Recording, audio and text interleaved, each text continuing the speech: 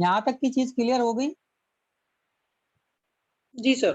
कुछ पूछ रहे थे क्या कोई? फर्स्ट पॉइंट और सेकेंड पॉइंट थोड़ा सा फिर से रिवाइज करा दीजिए सर, फर्स्ट पॉइंट और सेकेंड हाँ। पॉइंट। फर्स्ट पॉइंट क्या था? प्राइमरी पीरियोडिकल्स, ये यस सर। सेकेंड है। यस सर फर्स्ट, अच्छा, ये वो एक्चुअल में जो पीरियोडिकल्स होते हैं ना, जो हमारे रिसर्च पेपर होते हैं, जर्नल होते हैं, जो वीकली, मंथली, है ना, क्वार्टरली जो छपते हैं, जो प्रिंट होके आते हैं, जिसके अंदर रिसर्चेज वगैरह होती हैं, वो चीजें हमारी प्राइमरी पीरियोडिकल्स कहलाती हैं। अगर उसके अंदर न्यू रिसर्च के बारे में हो रहा है, बार बार न्यू रिसर्च के बारे में अगर आ रहा है ना, कोई जो जो जर्नल्स होते हैं जिसके अंदर रिसर्च पेपर ही पब्लिश होते हैं, तो वो जो चीजें होती हैं वो हमारी प्राइमरी पीरियोडिकल्स कहलाती हैं। ठीक है। और टेक्निकल रिपोर्ट्स के अंदर कुछ टेक्निक्स के बारे में डिस्कस किया जाता है, जो नई टेक्निक्स होती है ना, किसी मशीनरी के बारे में डिस्कस किया जा रहा है ना, जो कि नई है, उसमें कुछ तो टेक्निक लग रही होगी ना, तो वो सारी चीज के बारे में जो भी रिपोर्ट बनती है वो हमारी टेक्निकल रिपोर्ट के अंदर आती है। ठीक है, ओके सर। क्लियर हुआ? Yes, बताओ भाई। ठीक है, ठीक है, ठीक है। प्राइमरी सोर्सेज पे आई होप कि क्वेश्चन बनेगा, तो यही क्वेश्चन बनना चाहिए, है ना। चलिए ठीक है, तो अब हम यहाँ पर बात कर लेते हैं अपने सेकेंडरी सोर्सेज पर। तो सेकेंडरी सोर्सेज के लिए हमने आपको बताया था, सेकेंडरी सोर्सेज कौन से सोर्सेज होते हैं। सेकेंडरी सोर्सेज वो सोर्सेज होते हैं जो कि ड्राइव किए जाते हैं हमारे प्राइमरी सोर्सेज से, है ना। यहाँ पर मैं लिख देता हूं सेकेंडरी सोर्सेज। सेकेंडरी सोर्सेज जो होते हैं वो ड्राइव किए जाते हैं प्राइमरी सोर्सेज से। अगर हम सिंपल वर्ड्स में से कहें तो हम यहाँ पर बता सकते हैं कि these sources are created by someone who did not have first hand experience or did not participate in the event or condition being researched। मतलब समझ आ रहा है ना। अगर यहाँ पर आपको लिखना है तो आप इतना लिख सकते हो, उसमें बता सकते हो कि वो सोर्सेज जिस बंदे ने क्रिएट किए हैं उसे फर्स्ट हैंड एक्सपीरियंस नहीं है, उसने कहीं से एक्सपीरियंस लिया है, कहीं से उसने वो चीज पढ़ी है ना, कहीं से वो चीज उसने देखी है ना, वहां से उसने एक्सपीरियंस लिया है, और उसके बाद उसने वो चीज लिखी है, उसके बारे में बताया है, तो वो चीज हमारी कहलाती है सेकेंडरी सोर्सेज। ठीक है, समझ आ रहा है। ये जो है एक्चुअल में एविडेंस नहीं होते हैं, लेकिन डिस्कशन होता है उन एविडेंसेस पर, है ना। जैसे प्राइमरी सोर्सेज के बारे में अगर हम डिस्कशन करेंगे उसके बारे में, तो वहां पर जो बात होगी, जो भी डिस्कशन हो रहा होगा, वो सारी चीजें हमारी सेकेंडरी सोर्सेज के अंदर आनी चाहिए। ठीक है भाई, क्लियर हुआ है। अगर किसी को लिखना है तो लिख भी सकते हो आप कि these sources are created by someone who did not have first hand experience or did not participate in the event or condition being researched। मतलब कि उसने उसमें पार्टिसिपेट नहीं किया है, एक्चुअल में पार्टिसिपेट नहीं किया है, वो क्या है, वो रेडीमेड वहां से उठा रहा है जो भी इंफॉर्मेशन है, और उस पे अपना व्यू दे रहा है, उस पे डिस्कशन कर रहा है। ये कुछ लिख के आ रहा है यार, ट्राई अगेन करके कर देता हूँ मैं। सर ये बात दिखाना, पूरा स्क्रीन पे नहीं दिख रहा। चला गया मैसेज, वो स्किप करने के लिए बोल रहा था, वो जो हम कर रहे थे ना डिलीट। हाँ वो .tmp फाइल थी, उसको स्किप करने के लिए बोलता वो। हाँ हाँ हाँ, वही। तो यहाँ तक आपको क्लियर हो गया होगा। अब इसके इसके अंदर जो है, इसके अंदर भी हमारे कई सारी कैटेगरी हैं। ठीक है। अच्छा, इसकी डेफिनेशन मैंने एक और लिख रखी है कि कमेंट्री और डिस्कशन के लिए भी जो हम करते हैं किसी भी प्राइमरी सोर्सेज पर, उसके लिए भी हम बोलते हैं सेकेंडरी सोर्सेज। ठीक है। अब अगर मैं यहाँ पर बात करता हूं कि सेकेंडरी सोर्सेज को कैसे कैटेगराइज किया गया है, तो यहाँ पर हम बात कर लेते हैं। ठीक है।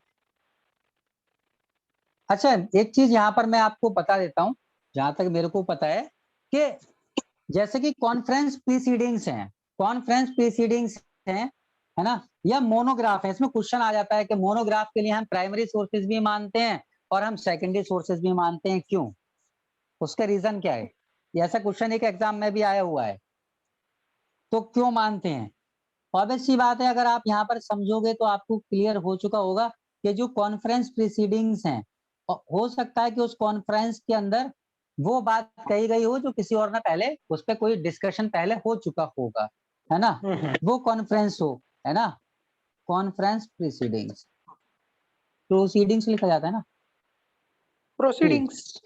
हाँ, या मोनोग्राफ, ऐसा कोई भी क्वेश्चन बन जाए, कोई जरूरी नहीं है कि स्पेसिफिक ये क्वेश्चन बनेगा।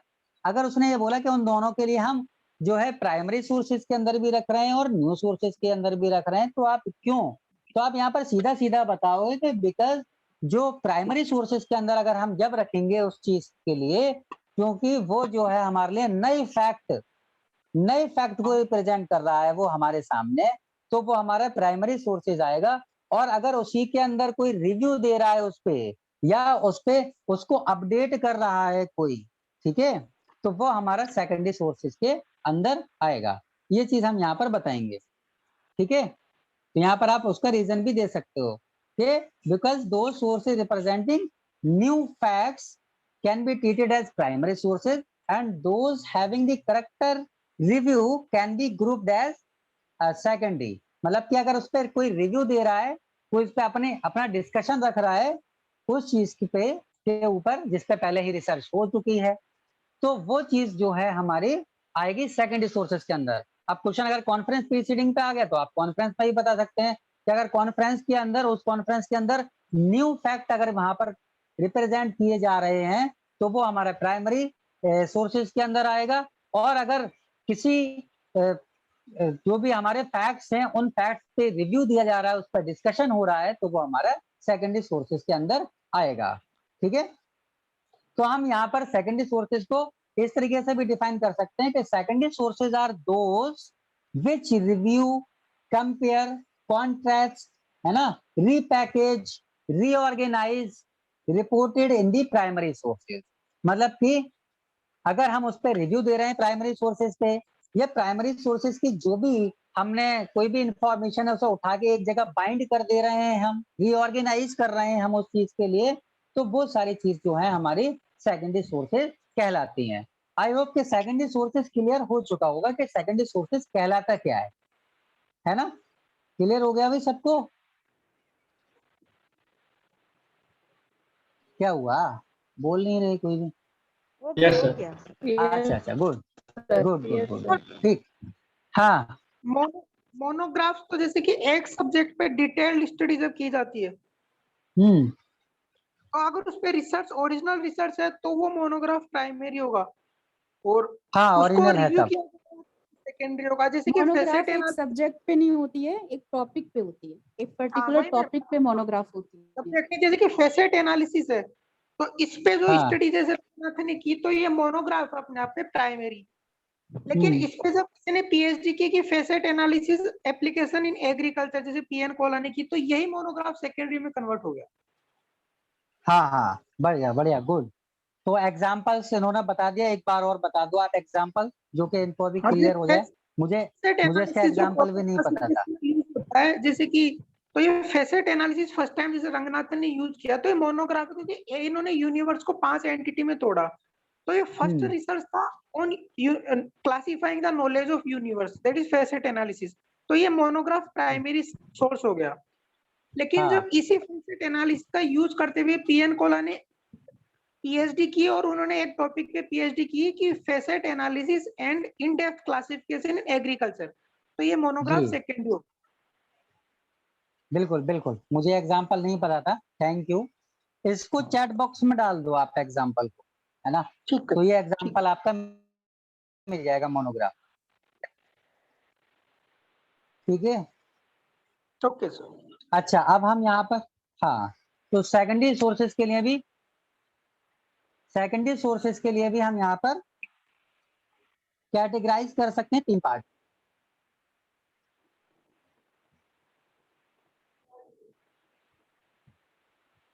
मोनोग्राफ वाला एग्जांपल चैट में डाल दिया होगा, अगर चैट में होगा तो मैं डाल दो। यहाँ पर लिख दूंगा, आप चैट में डाल दो। तो अगर मोनोग्राफ वाला क्वेश्चन आता है तो आप उसमें बता सकते हैं, ठीक है। वैसे आ चुका है मोनोग्राफ वाला, तो इम्पोर्टेंट है, ठीक है। तो यहाँ पर भी सेकेंडरी सोर्सेस के अंदर भी हमारी 3 कैटेगरी बन जाती है, ठीक है। पहली कैटेगरी की अगर हम बात करते हैं तो यहाँ पर होता है हमारा इंडेक्स टाइप। दूसरी कैटेगरी की अगर हम बात करते हैं तो वो होता है हमारा सर्वे टाइप।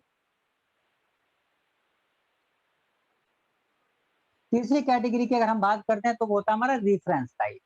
इसकी हमको देखो भाई डिटेल्ड स्टडी करनी है,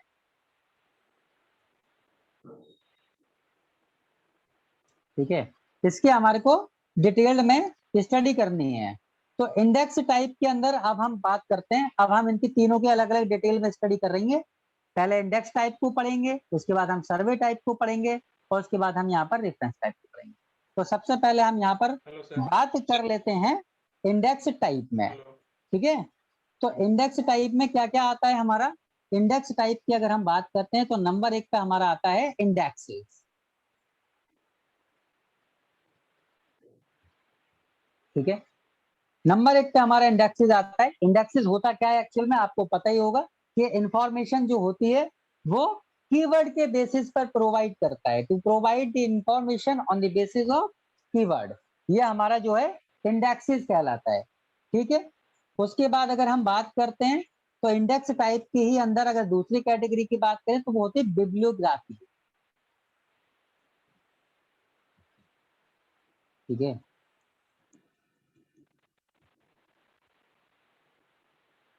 बिब्लियोग्राफीज, बिब्लियोग्राफीज क्या होती है हमारी? बिब्लियोग्राफी जो होती है वो डॉक्यूमेंट की लिस्ट होती है जो प्रोवाइड करती है हमारे बिब्लियोग्राफिकल डिटेल्स। बिब्लियोग्राफिकल डिटेल्स कौन कौन सी होती हैं? जैसे कि ऑथर हो गया, टाइटल हो गया, प्लेस ऑफ पब्लिकेशन हो गया, नेम ऑफ पब्लिकेशन हो गया, ईयर ऑफ पब्लिकेशन हो गया, है ना, एडिशन हो गया। अच्छा, बिब्लियोग्राफी जो है वो बनाई क्यों जाती है, ये डिटेल दी क्यों जाती है? जिससे कि हमारे को डॉक्यूमेंट को इजीली मतलब पहचान लें, हम हमारे को इजी हो पहचानने में, है ना, हम उसको ढूंढ सकें इजीली। तो ये सारी जो बिब्लियोग्राफीज जो होती हैं वो भी हमारी सेकेंडरी सोर्सेज के अंदर आती हैं, ठीक है। अच्छा, अब हम यहाँ पर बात करते हैं, अगला जो होता है हमारा वो होता है इंडेक्सिंग एंड एब्स्ट्रैक्टिंग पीरियोडिकल्स। यहाँ पर भी पीरियोडिकल्स है बट ये हमारी सेकेंडरी पीरियोडिकल्स हैं, है ना। तो मैं यहाँ पर इस पे की कैटेगरी भी लिख देता हूँ। अगली कैटेगरी जो है वो है हमारी इंडेक्सिंग एंड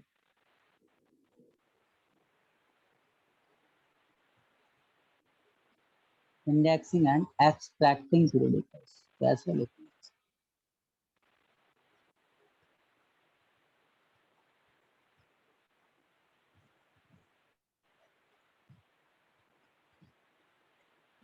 ठीक है। इसमें इंफॉर्मेशन क्या होती है? इसके अंदर प्राइमरी इंडेक्सेस को या एब्स्ट्रैक्ट को कंसोलिडेट करके जो भी हम प्रोवाइड करते हैं, हम जो भी हम प्रोवाइड करते हैं इंफॉर्मेशन, उस चीज के लिए हम बोलते हैं इंडेक्सिंग एंड एब्स्ट्रैक्टिंग पीरियोडिकल्स, ठीक है।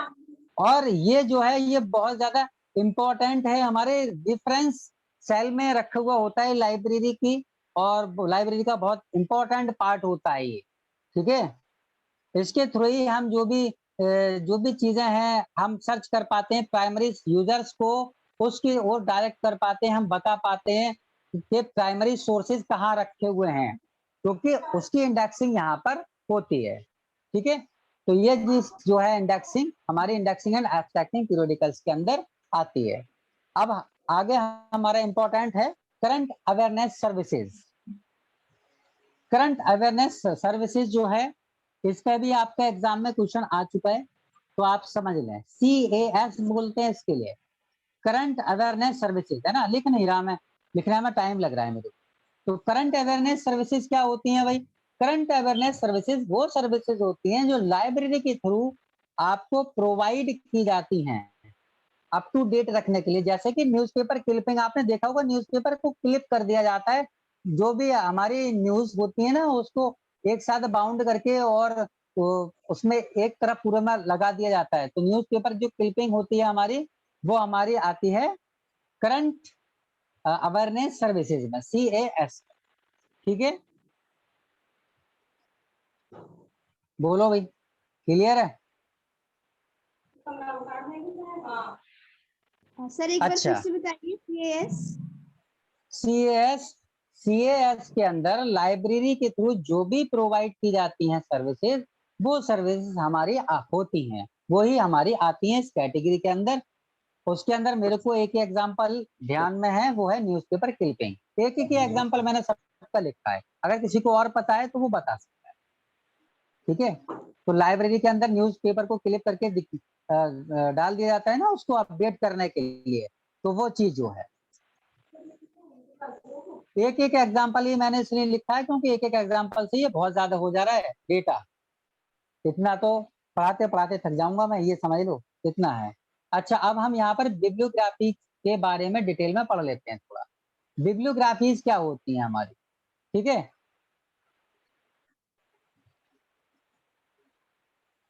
तो बिब्लियोग्राफीज को भी हम कैटेगराइज कर रहे हैं यहाँ पर, ध्यान से समझना सारी चीजें। ये मैं सेकेंडरी सोर्सेज की बता रहा हूँ, तो उसको भी मैं सबको अलग अलग कैटेगराइज कर रहा हूँ।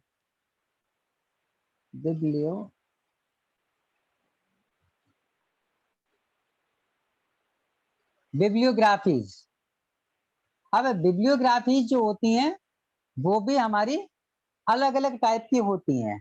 कौन कौन सी टाइप की हो सकती है हमारी बिब्लियोग्राफी? नेशनल बिब्लियोग्राफी हो सकती है हमारी, है ना। बिब्लियोग्राफीज में जो भी आप डिटेल दे रहे हो उसके अंदर आपकी क्या क्या हो सकती है? आपकी नंबर 1 पर नेशनल बिब्लियोग्राफी हो सकती है। ये आप नोट्स बनाते जाना, लिखते जाना।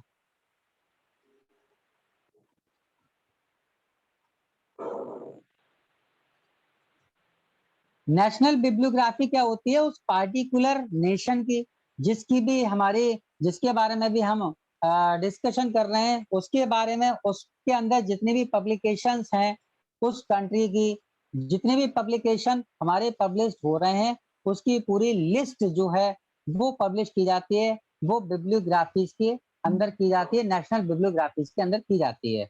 और अगर हम इंडिया की बात करें तो इंडिया में कौन पब्लिश करता है इंडियन नेशनल बिब्लियोग्राफी को? नेशनल लाइब्रेरी ऑफ इंडिया, है ना, वो पब्लिश करती है। नेशनल लाइब्रेरी ऑफ इंडिया जो है वो पब्लिश करती है। तो ये चीज भी ध्यान रखना, नेशनल बिब्लियोग्राफी के अंदर वो कंटेंट आता है, वो सारे पब्लिकेशंस आते हैं, है ना, वो सारे पब्लिकेशंस आते हैं जो कि पब्लिश हुए हैं, उसकी सबकी लिस्ट, उसकी सारी डिटेल, उससे रिलेटेड जो भी चीजें हैं उस नेशन के अंदर बस जो भी है। अब इंडिया है तो इंडिया के अंदर जो करती है पब्लिश बिब्लियोग्राफी को, वो होती है हमारी नेशनल लाइब्रेरी ऑफ इंडिया। और इंडियन नेशनल बिब्लियोग्राफी कहलाती है वो, ठीक है। इसका एग्जाम्पल है इंडियन नेशनल बिब्लियोग्राफी, बता सकते हो आप, ठीक है। उसके बाद अगर मैं बात करता हूं तो ये हमारे दूसरे नंबर पे आती है ट्रेड बिब्लियोग्राफी। ट्रेड बिब्लियोग्राफी, ठीक है। नंबर 2 की अगर मैं बात करता हूं तो होती है हमारी ट्रेड बिब्लियोग्राफी। ट्रेड बिब्लियोग्राफी क्या होती है? ट्रेड बिब्लियोग्राफी जो होती है वो उस इंफॉर्मेशन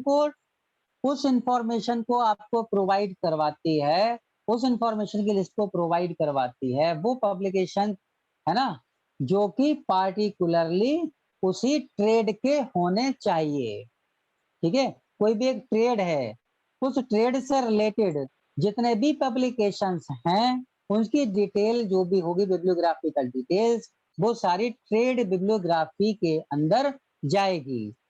तो जैसे कि हमने नेशनल बिब्लियोग्राफी के अंदर एग्जांपल मैंने बताया, लिखा नहीं है मैंने, इंडियन नेशनल बिब्लियोग्राफी है, लिख लेना, ये एग्जांपल है ना, एक एक एग्जांपल सबका मैंने लिख लिया है। तो इंडियन नेशनल बिब्लियोग्राफी सॉरी मैं शॉर्ट में लिख रहा हूँ। हाँ, सॉरी सर, सर ये वाला तो फिर से बता दीजिए ना। क्या चीज? ये वाला जो टॉपिक अभी जो बता रहे हैं उसको फिर से बता दीजिए जो भी। बिब्लियोग्राफीज, हाँ बिब्लियोग्राफी में मैंने आपको सिंपल सा ये बताया था कि बिब्लियोग्राफी के अंदर आपको वो डॉक्यूमेंट प्रोवाइड करवाए जाते हैं, वो लिस्ट प्रोवाइड करवाई जाती है जिसके अंदर author, title, place of publication ऐसी डिटेल हो जिसे हम बिब्लियोग्राफिकल डिटेल्स बोलते हैं लाइब्रेरी साइंस की लैंग्वेज में। बिब्लियोग्राफिकल डिटेल्स जो प्रोवाइड करवाई जाती है वो बिब्लियोग्राफीज के अंदर प्रोवाइड की जाती है। अब बिब्लियोग्राफीज के अंदर भी कैटेगरी है, समझ रहे हो ना? तो अब किस कैटेगरी के अंदर प्रोवाइड की जाती है वो चीज मैं आपको बता रहा हूं। नेशनल बिब्लियोग्राफी के अंदर आपको उस नेशन के अंदर जितने भी पब्लिकेशंस हैं उसकी पूरी जानकारी, उसकी पूरी लिस्ट जो होगी वो प्रोवाइड की जाएगी। जैसे कि अगर हम इंडिया की बात करते हैं तो इंडियन नेशनल बिब्लियोग्राफी है और नेशनल लाइब्रेरी ऑफ इंडिया जो है इसका पब्लिकेशन करती है। अब अगर मैं यहाँ पर बात करता हूँ ट्रेड बिब्लियोग्राफी की, तो ट्रेड बिब्लियोग्राफी नाम से दिख रहा है, उस ट्रेड से रिलेटेड, उस स्पेसिफिक ट्रेड से रिलेटेड जो भी हमारे पब्लिकेशंस हैं, ठीक है, उन सब की जो भी लिस्ट को प्रोवाइड करने का काम होता है वो ट्रेड बिब्लियोग्राफी का होता है। अब इसका भी एक एग्जाम्पल है, वो क्या है हमारा इंडियन बुक्स इन प्रिंट। ठीक है, ये मैंने एग्जाम्पल देख के लिखे हैं तो आप लोग भी एक एक एग्जाम्पल इसका याद कर लेना या लिख लेना। इंडियन बुक्स इन प्रिंट, ठीक है, ये उसका एक एग्जाम्पल। अब अगर हम बात करते हैं तो अगली कैटेगरी बिब्लियोग्राफी की ही है, वो है हमारी सब्जेक्ट बिब्लियोग्राफी।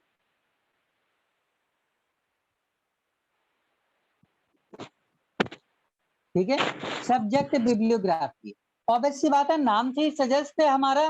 तो ये क्या करती है, ये उस चीज को प्रोवाइड करती है, उस बिब्लियोग्राफिकल डिटेल्स को प्रोवाइड करती है जो कि उस सब्जेक्ट से रिलेटेड होता है, किसी एक पार्टिकुलर सब्जेक्ट से रिलेटेड होता है, उसके लिए हम बोलते हैं सब्जेक्ट बिब्लियोग्राफी। क्लियर हो रहा होगा सबको? एक एक लाइन में आपको सब बताना, ये कैटेगरीज में आएगा। आपको अगर जनरल में आप शॉर्ट नोट में पूछ लिया तो आप यहाँ पर बता सकते हो, लॉन्ग में कोई क्वेश्चन बनता है तो आप उसके अंदर भी यहाँ पर बता सकते हो। तो मैंने एक एक एग्जाम्पल लिखा है, ज्यादा एग्जाम्पल लिखे नहीं है। तो अगर इसका एग्जाम्पल में बात करूं तो हाँ बोलो। सर मैं एक चीज पूछना था, जैसे हाँ छोटे थे जैसे पहले से डिस्क्रिप्शन होता है या कोई हेडिंग लिखते थे, जैसे एक नंबर हेडिंग में परिचय जो भी, या दूसरे में समथिंग परिभाषा, नहीं पहले करें डिफरेंट, अभी भी लिखने पे ठीक रहेगा कि कुछ अलग चेंज करना, डॉट दे के जैसे कुछ मेंशन करना हो वो वर्ड लिख के? आपकी आवाज मैं सही से सुन नहीं पा रहा हूँ, थोड़ा। पूछ रही हूँ। हाँ अब सुनाई आ रहा है सर? मैं पूछ रही हूँ जैसे पहले हम लोग लिखते थे कि नंबर 1 परिचय, दूसरा नंबर परिभाषा, फिर उसके बाद एक लाभ हानि जो भी होता था लिखते थे।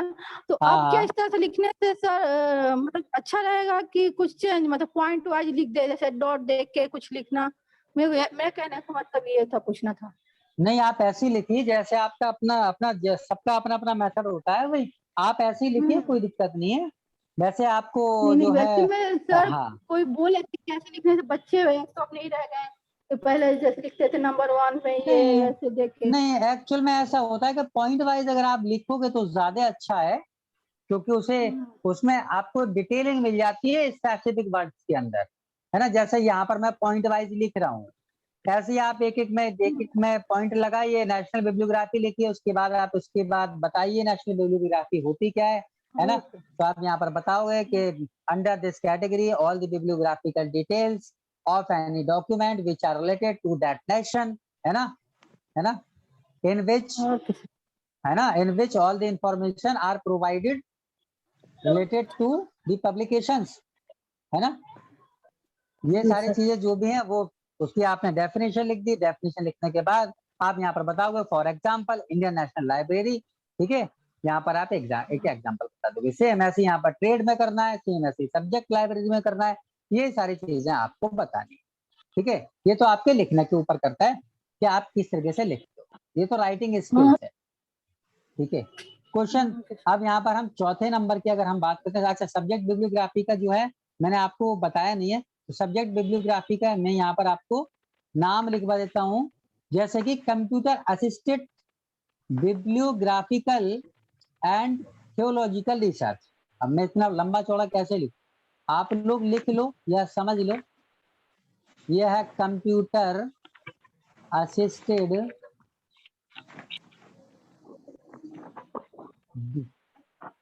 बिब्लियोकल, कैसे करके लिखूं मैं, बिब्लियोकल एंड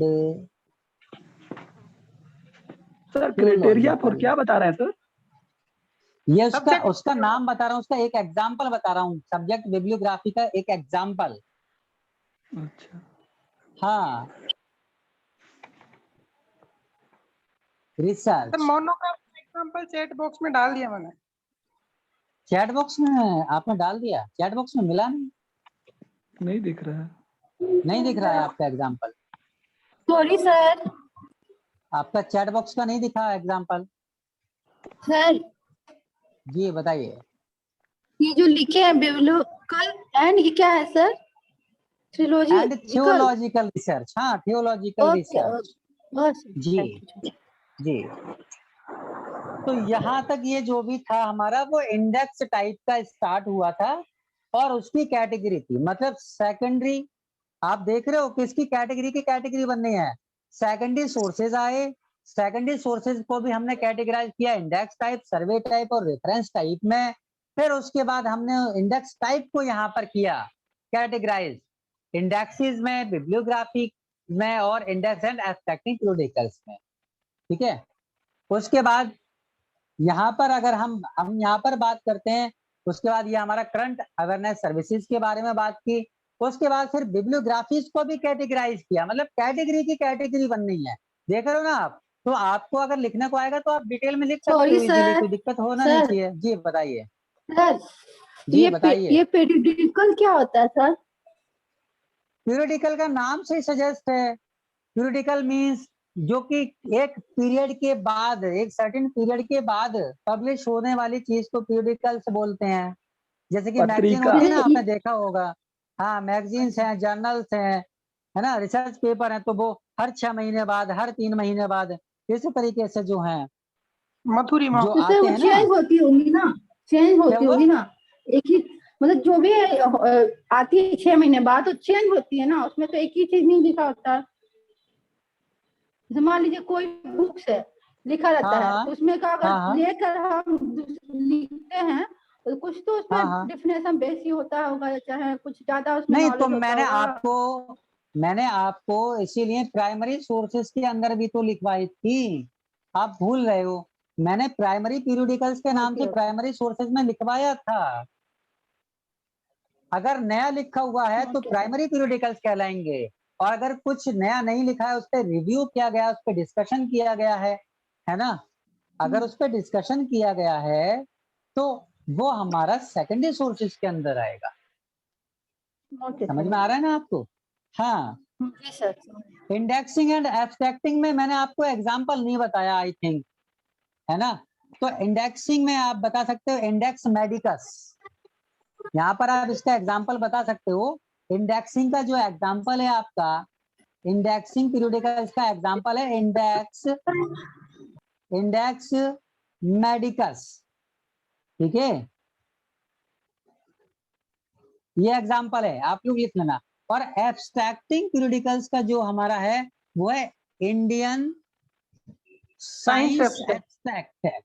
हाँ, तो ये आप लोग जो हैं इसका नाम ध्यान रखें। एब्स्ट्रैक्टिंग का है इंडियन साइंस, मैं साइंस पूरा नहीं लिख रहा, मुझे लिखना बहुत टाइम लग रहा है। इंडियन साइंस एब्स्ट्रैक्ट,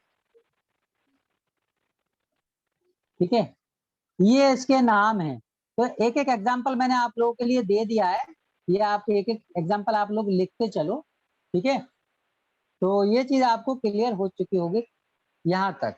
ठीक है, तो हमने ये अभी सिर्फ सेकेंडरी सोर्सेज के बारे में हमने अभी इंडेक्स टाइप तक ही पढ़ा है। अब हम सेकेंडरी सोर्सेज में इसका सेकंड पार्ट डिस्कस करने जा रहे हैं, सर्वे टाइप।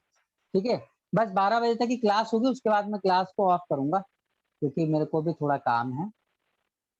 अच्छा, तो अगर हम यहाँ पर सर्वे टाइप के बारे में बात करते हैं, ठीक है, तो अगला जो है हमारा वो कैटेगराइजेशन है सर्वे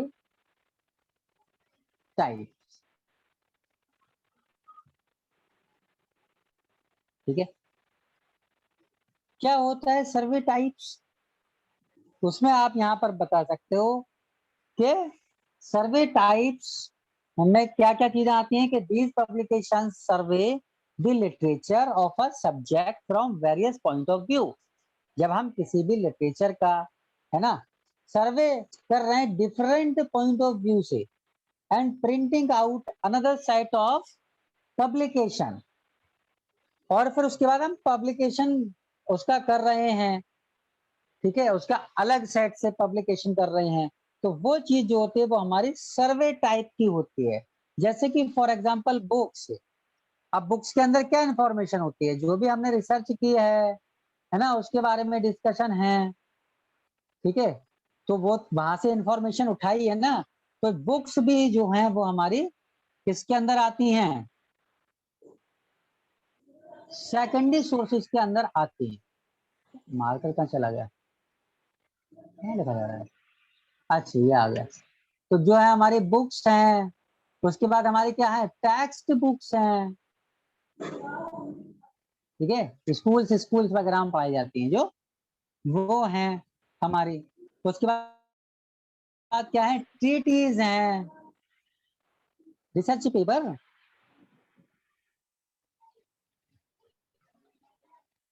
उसके बाद हमारे रिव्यूज हैं। सर आपने पहले एक डेफिनेशन बताया वो सर और एक बार रिपीट कर दीजिए।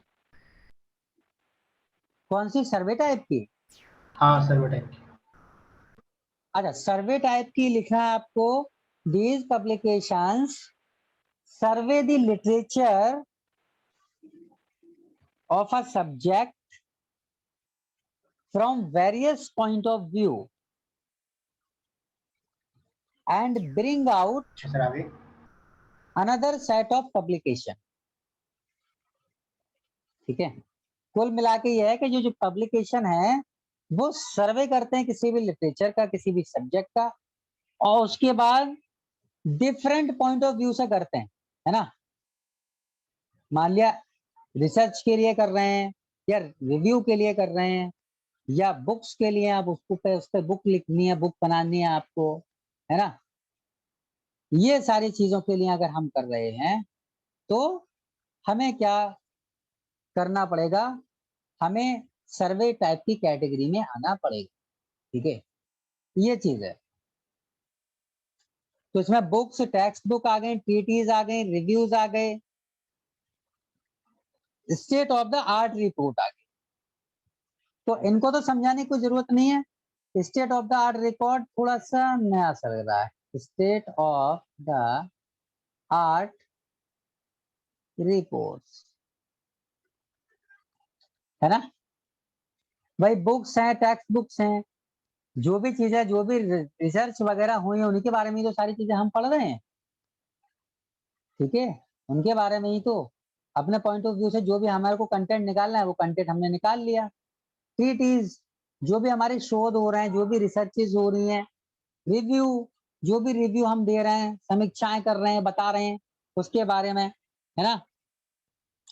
और state of the art report जो होती है वो किसी भी सब्जेक्ट की प्रेजेंट कंडीशन को बताने के लिए, समझे, यूज की जाती है। अब हम बात कर लेते हैं यहाँ पर उसकी अगली कैटेगरी की। मैं जल्दी जल्दी करा रहा हूँ थोड़ा सा, ये आप लोग जो है वीडियो देख के वैसे करके जो भी है इसमें से नोट्स बना लेना अगर बनाना चाहो तो।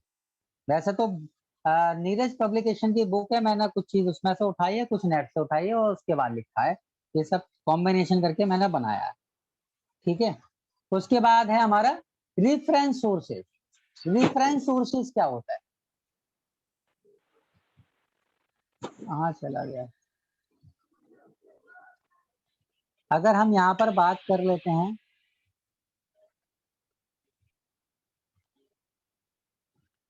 रेफरेंस सोर्सेज की, नाम से ही सजेस्ट हो रहा है ना, किसी को रेफर करना, किसी का रेफरेंस यहाँ पर है, तो आप यहाँ पर ये भी बोल सकते हो कि reference sources are those sources that is not read cover to cover. जैसे आपको कवर बाय कवर मतलब पेज बाय पेज पढ़ने की जरूरत नहीं है, समझे। It is refer to use only. इसे हम क्या करते हैं, इसे सिर्फ यूज करते हैं, बस जैसे कुछ चीज हमको देखनी है बस वहां पर जाके हमने देखी और उसके बाद हमने उसे रख दिया। One by one, page by page, start से लेके और एंड तक उसे पढ़ने की जरूरत नहीं होती है। ऐसे रिसोर्सेज को ऐसे सोर्सेज को रेफरेंस सोर्सेज कहते हैं हम, ठीक है। इन्हें हम फर्स्ट पेज से लास्ट पेज तक नहीं पढ़ेंगे। फॉर एग्जाम्पल, अगर मान लिया कोई भी वर्ड का आपको मीनिंग देखना है, तो क्या आप डिक्शनरी में वन बाय वन करके पढ़ोगे पेज को? हाँ बोलो। बोल रहे रेफरेंस सोर्सेस का एक बार डिफिनेशन फिर से बोलिए ना। रेफरेंस सोर्सेज की डेफिनेशन है, रेफरेंस सोर्सेज आर दो sources which is not read cover to cover. It is referred to for use only. ये सिर्फ फॉर यूज ओनली के लिए काम में आते हैं, बस इतना ही लिखना है आपको एक लाइन में। छोटे छोटे नोट्स बनाओ, उसके बारे में डिफाइन तो आप कर ही सकते हो। अब यहीं पर आप एग्जांपल डिफाइन कर देना कि भाई जो डिक्शनरी है उसे फर्स्ट से लास्ट पेज तक नहीं पढ़ा जाता है, अगर आपको कोई भी वर्ड का मीनिंग देखना होगा तो, है ना। Sir it is refer to for use only, refer to के बाद है for use only, for use only. Thank you sir. Okay, ठीक है। अगर किसी में भी आपको कुछ चीज ढूंढनी है एनसाइक्लोपीडिया में, तो आपको फर्स्ट पेज से लास्ट पेज तक पढ़ने की कोई जरूरत नहीं है, बुक की तरह नहीं पढ़ना है आपको, ठीक है। यहाँ पर आप ये भी बोल सकते हो कि रेफरेंस सोर्सेज कब यूज किए जाते हैं। रेफरेंस सोर्सेज जब यूज किए जाते हैं जब किसी यूजर की कोई भी क्वेरी का हमको आंसर देना होता है, ठीक है। तो उसको रेफर करने के लिए उन सोर्सेज का क्या करते हैं, हम यूज करते हैं। और इंपॉर्टेंट पॉइंट ये है कि लाइब्रेरी के अंदर रेफरेंस सोर्सेज को रखने के लिए भी एक सेक्शन होता है, ठीक है, जहां पर रेफरेंस सर्विसेज का सेक्शन होता है ना, वहां पर रखे हुआ होता है रेफरेंस सोर्सेज। और जो बड़ी बड़ी लाइब्रेरी होती है वहां पर तो रेफरेंस लाइब्रेरियन भी होता है। अच्छा, इंपॉर्टेंट चीज एक और भी है इसमें, रेफरेंस सोर्सेज को, जहां तक मुझे पता है as per my knowledge, reference sources को लाइब्रेरियन अलाउड भी नहीं करते हैं कि आप जो है उसे घर पे ले जाओ और इशू करा लो उस चीज को, ठीक है। अच्छा, अब हम यहाँ पर इसमें बात कर लेते हैं रेफरेंस। Sorry sir. हाँ बोलिए। हाँ सर, जो अभी लाइन बोले थे कि उसको अलाउ नहीं करते घर ले जाने के लिए। हाँ हेलो। हाँ, तो इसका बोलिए बोलिए। रीजन ये है कि फिर वो कहाँ से रेफरेंस करेंगे, वो कहाँ से देखेंगे, उन्हें अगर किसी को बताना वही पढ़ होगा, के उन्हें वही रेफरेंस रखेंगे। करना होगा। हाँ, आप वहीं से देखो, आपको जो भी चीज देखनी है, जिसका भी रेफरेंस लेना वहीं से देखिए उस सेक्शन में जाके। और अगर बड़ी लाइब्रेरी है तो वहां पर तो लाइब्रेरियन जो भी होगा, जो रेफरेंस लाइब्रेरियन होगा वो आपको बता ही देगा, है ना। सर ट्रीटाइसिस क्या है? ट्रीटीज या ट्रीटाइसिस क्या पढ़ेंगे? ट्रीटीज है, ट्रीटीज। ट्रीटीज, हाँ ये क्या है, मतलब क्या चीज? ये हमारी शोध पुस्तिकाएं हैं, शोध रिसर्च करते हैं ना, हाँ हाँ, ओके, तो रिसर्च उसकी बुक्स। बुक्स, हाँ रिसर्च बुक। ओके। अच्छा, अब हम यहाँ पर आते हैं इसी के अंदर रेफरेंस टाइप के अंदर। मैं रेफरेंस टाइप पे आ रहा हूँ, अब मैं बोलो यहाँ तक तो दिक्कत कोई नहीं है ना।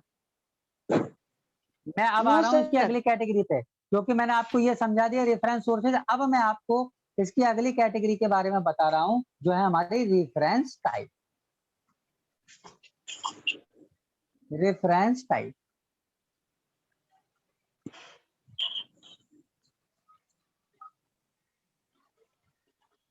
क्योंकि आपको अब रेफरेंस सर्विसेज के बारे में पता चलेगा रेफरेंस सोर्सेज क्या क्या होते हैं।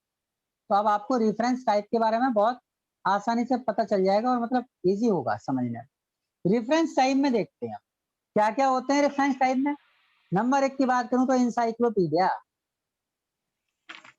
कैसे लिखा जाता है? इंसाइक्लोपीडिया, पीडिया की स्पेलिंग PAEDIA। भैया देख लियो, गलत हो गई हो तो आप करेक्ट कर लेना। इंसाइक्लोपीडिया होता है ना? ए नहीं है ना? PEDIA। ओके, ये नहीं होगा सर। ओके। उसके बाद हम यहाँ पर बात करते हैं, इंसाइक्लोपीडिया हो गया हमारा। उसके बाद अगर हम बात करते हैं तो हमारा आता है डिक्शनरी।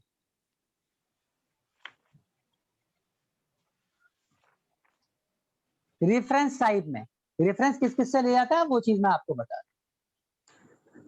ये नंबर सर 3 की अगर साइक्लोपीडिया हो गया, फिर हमारी डिक्शनरीज हो गई। उसके बाद अगर हम बात कर लेते हैं मैनुअल। बिब्लियोग्राफिकल सोर्सेज हैं हमारे, बिब्लियोग्राफिकल नहीं सॉरी बायोग्राफिकल, बिब्लियोग्राफी तो आ गए, बायोग्राफिकल सोर्सेज। अब आप सोच रहे होगा ये सब सर लिखते चले जा रहे हैं, डिटेल नहीं बता रहे। इसको डिटेल में डिस्कस करेंगे हम, इसको डिटेल में डिस्कस करेंगे अभी, है ना। उसके बाद हमारा स्टैटिस्टिकल सोर्सेज है, 4 पे मैं आपको बता देता हूं। पहले ज्योग्राफिकल बता दूं, बायोग्राफिकल के बाद ज्योग्राफिकल सोर्सेज हैं भाई देखो नो। अच्छा, उसके बाद है स्टैटिस्टिकल, स्टैटिस्टिकल स्टैटिस्टिकल सोर्सेज। और उसके बाद ईयर बुक्स आ गई आपकी। मेरे को इतना ही ध्यान है, ज्यादा मैंने लिखा नहीं है, इतना लिख दोगे सफिशिएंट है पेपर में, क्योंकि हमको सिर्फ पेपर में पास होना है अभी। तो मेन पर्पज ये है हमारा, बात को देखेंगे सब, है ना। अब अभी से मैं बैठ जाऊं डिटेल में सब चीज कराना शुरू कर दूं तो फिर पेपर क्वालिफाई होगा नहीं, और डिटेल में आप जाता बंदे तो फायदा क्या। हाँ बोलो सर, वो 2 नंबर बता दीजिए ना क्या लिखे हैं। Dictionary. Number dictionary dictionary, sorry sir. हाँ थोड़ी राइटिंग खराब है, आपको सॉरी बोलने की जरूरत नहीं है, राइटिंग खराब है मेरी।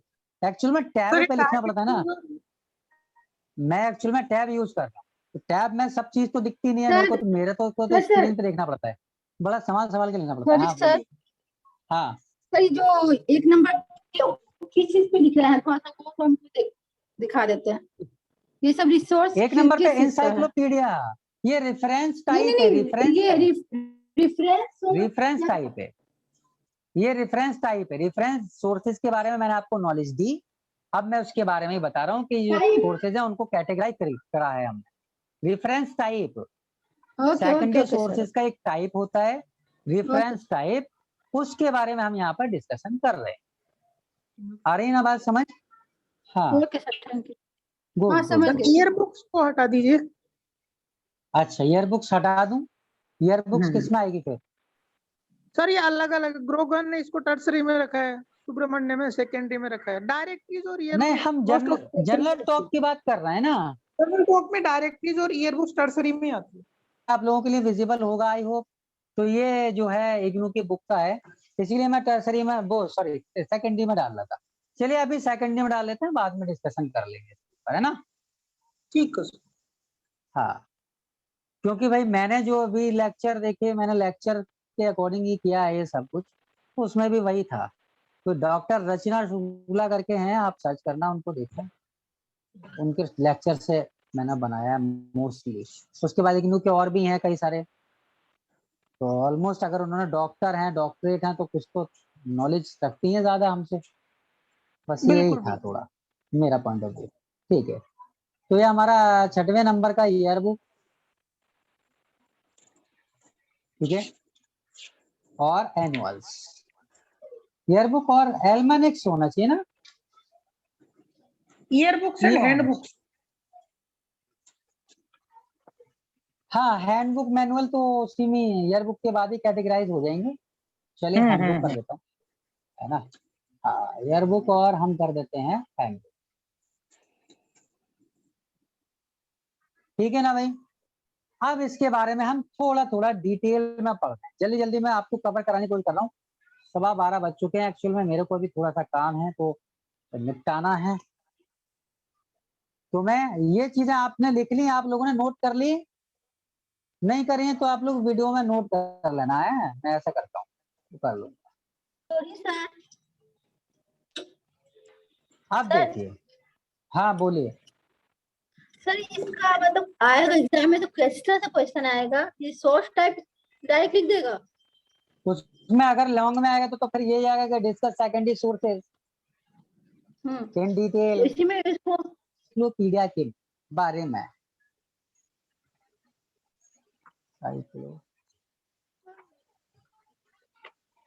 तो एनसाइक्लोपीडिया की कैटेगरी पे आ जाते हैं, क्योंकि हमने नंबर 1 पे एनसाइक्लोपीडिया तो बताया था। एक्चुअल में एनसाइक्लोपीडिया को कंसीडर करते हैं रेफरेंस सेक्शन में बैकबोन की तरह, ठीक है। और इसके लिए क्या बोलते हैं हम, स्टोर हाउस ऑफ नॉलेज भी बोलते हैं, इसको हम स्टोर हाउस ऑफ नॉलेज भी बोलते हैं।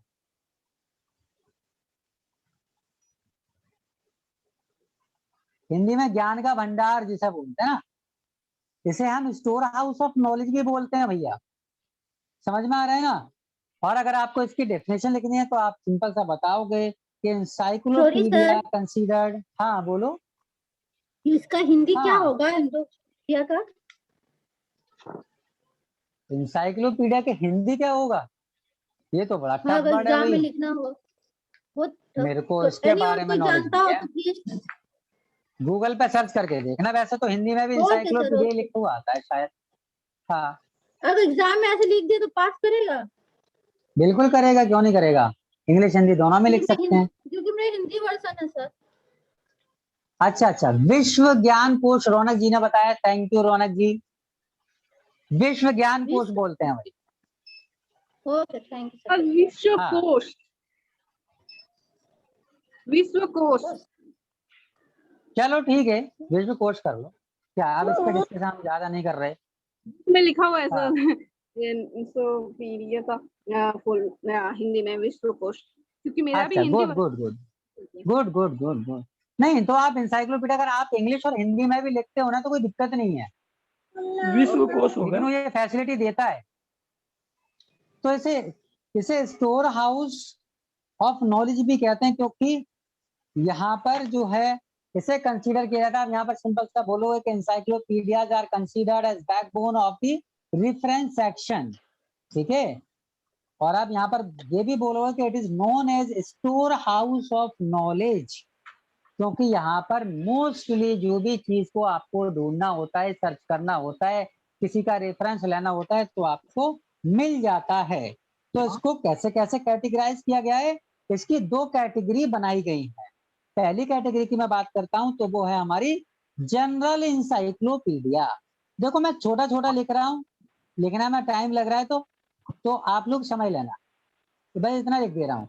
इसका मतलब है जनरल इंसाइक्लोपीडिया।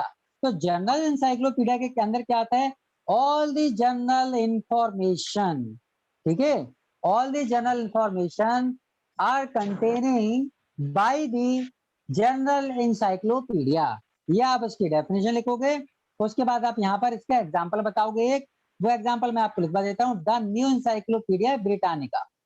एग्जाम्पल देखो सबको याद कर लेना, बहुत इंपॉर्टेंट है। The new encyclopedia